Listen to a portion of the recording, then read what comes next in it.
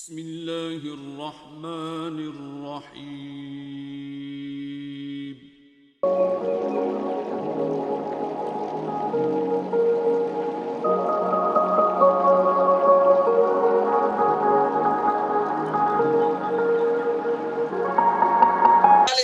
सलाम ने कहा तेरा क्या पैगाम है।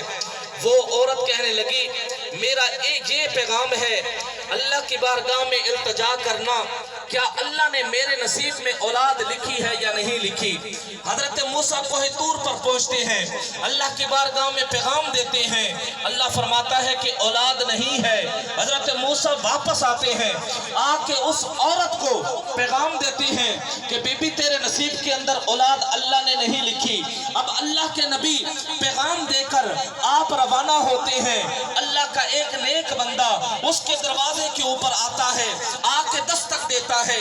जब औरत दरवाजा खोलती है तो वो अल्लाह वाला कहता है जो अल्लाह की रजा समझकर मुझे एक रोटी देगा, अल्लाह ताला रोटी के बदले उसको बेटा अता फरमाएगा। जब औरत ने सुना ना तो औरत परेशान हो गई। औरत कहने लगी अजीब बात है, अल्लाह का नबी बता के जा रहा है औलाद नहीं है, ये कहता है अल्लाह ताला रोटी के बदले बेटा देगा।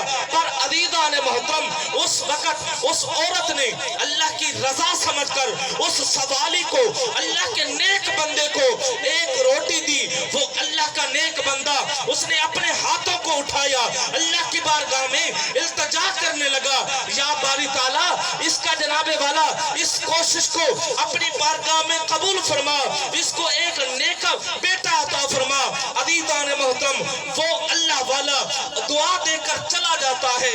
अल्लाह के नबी हजरत मूसा अलैहिस्सलाम का कुछ सालों के बाद वहीं से गुजर होता है तो अल्लाह के नबी क्या देखते हैं, उस घर के अंदर बच्चा खेल रहा होता है। तो हजरत मूसा अलैहिस्सलाम के जहन में वो बात आती है कि औलाद तो थी नहीं इसके नसीब में, ये कहां से आया। तो हजरत मूसा अलैहिस्सलाम अब तस्दीक करने के लिए उसके घर में आते हैं। हजरत मूसा अलैहिस्सलाम उस औरत से पूछते हैं बीबी बता ना ये बच्चा किसका है। तो वो औरत कहती है अल्लाह ताला ने अपने फजल करम से मुझे एक नेक बेटा अता फरमाया है। तो हजरत मूसा अलैहिस्सलाम के जहन में वो बात आती है औलाद तो थी नहीं, नसीब मुकद्दर में ये फिर बच्चा कैसे आया।